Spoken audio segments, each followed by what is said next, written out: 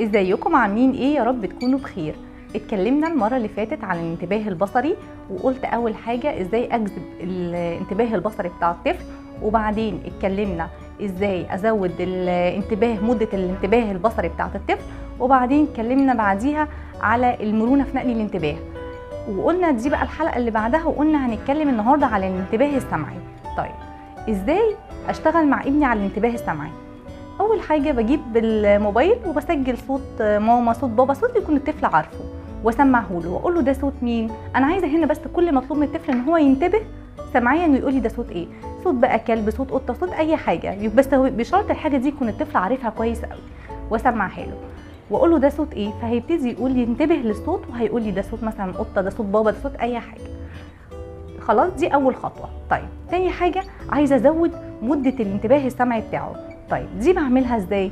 مثلا هقول له كل ما تسمع رقم مثلا 1 سقف، اقول له 1 2 3 4 5 1، هيقوم مسقف. مثلا اقول حروف واقول له مثلا كل ما تسمع صوت الالف سقف، فهو بيبتدي دلوقتي بيركز انتباهه قوي السمعي. انا عايزه ازود مده التركيز الانتباه السمعي بتاعه، فهيبتدي يركز الانتباه السمعي بتاعه، ويبتدي كل ما هيسمع مثلا الالف يقوم ايه مسقف. طيب اصعبها بقى شويه، دايما قلنا بنبتدي بالسهل وبعدين ببتدي اصعبها شويه. احط بقى صوتين متشابهين مثلا زي الضاد والدال، واقول له يلا كل ما تسمع حرف الضاد سقف، فضاد دال ضاد دال كده. ممكن كمان لو هو ابني مستواه اعلى شويه احط له كلمات مثلا بتبتدي بحرف الضاد وكلمات بحرف الدال، وهقول له كل ما هتسمع كلمه بتبتدي مثلا بحرف الدال هتسقف، فيبتدي يسمع الكلمه ويشوف دي دال هسقف، لا دي ضاد مش هسقف كده. فانا دلوقتي بعمل ايه؟ عايزه ازود مده الانتباه السمعي بتاعه. طيب خلاص الحمد لله اشتغلت على الخطوه الثانيه. تيجي بقى الخطوه الثالثه وهي نقل مرونه الانتباه السمعي. يعني ايه الكلام ده؟ يعني ادخل له صوتين مع بعض واغمي عينيه واقول له هي انت سمعت صوت ايه؟ يعني صوت قطه مع صوت كلب، وادخلهم الصوتين في بعض. شغل الصوتين مع بعض، مثلا ده على موبايل ده على موبايل تاني، والاتنين مع بعض في نفس اللحظه. مثلا صوت قطر وصوت عربيه، اي اصوات، ادخل صوتين في بعض واساله هنا كان في صوت ايه، فيبتدي يقول لي ده كان صوت القطه، وكان الصوت التاني اللي داخل فيها صوت الكلب. فانا كده بعمل مرونه في نقل الانتباه السمعي بتاعي. طيب ده كده بالنسبه للانتباه السمعي. يبقى المره اللي فاتت اتكلمنا عن الانتباه البصري، والنهارده هو الانتباه السمعي. بعد كده قلنا الانتباه الحسي. طيب الانتباه الحسي ده اعمله ازاي؟ ده تالت حاجه عندي في انواع الانتباه. الانتباه الحسي ده بعمله ازاي؟ خلي الطفل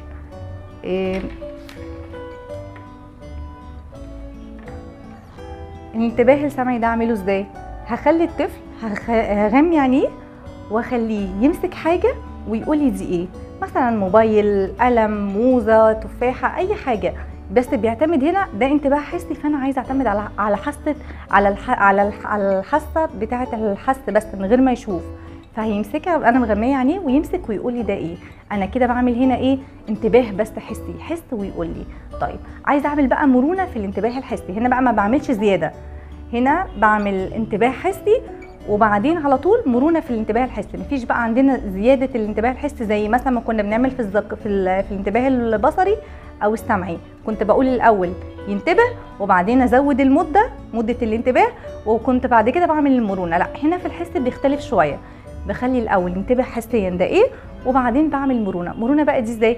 احط مثلا كيس وبرده مغميه عينيه واقول له مثلا الكيس ده مثلا فيه موزه، تفاحه، قلم، اي حاجات كده محطوطه، واقول له يلا طلع لي من الكيس دوت التفاحه مثلا، فيبتدي يحس ويدور ويطلعها لي. ده كده الانتباه الحسي. بعديها نخش على رابع نوع من انواع الانتباه عندي، وهو الانتباه الشمي. طيب الانتباه الشمي ده بعمل ايه؟ بجيب روايح من عند العطار، ريحه تفاح، ريحه موز، ريحه نعناع، روايح بيكون الطفل عارفها، وبرده بغمي عليه واشممه، اقول له دي ريحه ايه؟ فلما يشم ده ريحه تفاح، ده ريحه موز، ده ريحه، بيبقى لي روايح كده بتتجمع عند العطار بيكون باسم الحاجه، الفواكه والحاجات اللي عندنا. فيبتدي يشم ويقول لي. انا هنا كده بشغل حاسه الانتباه الشمي عند الطفل.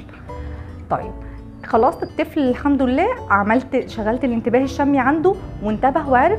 اجي اعمل بقى اصعبها شويه، اشممه ريحتين مع بعض واقول له انت شميت ايه وايه؟ الاثنين مع بعض في نفس الوقت، فيبتدي يفصل بقى، ده كان ريحه تفاح وده كان ريحه موز كده. فكده انا كده اشتغلت على الايه، على الاربع انواع انتباه اللي احنا قلنا عليهم. الانتباه البصري قلته الحلقه اللي فاتت، لو ما حدش شافه هسيبه لكم تشوفوه، والانتباه السمعي والانتباه الحسي والانتباه الشمي.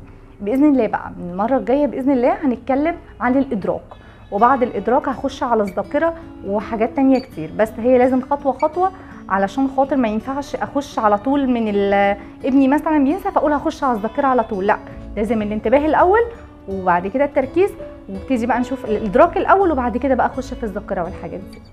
لو في اي سؤال او اي حاجه مش عارفينها او عايزينها او مش واضحه، ممكن تسيبوا لي كومنت وهجاوب عليكم ان شاء الله باذن الله. والسلام عليكم ورحمه الله وبركاته.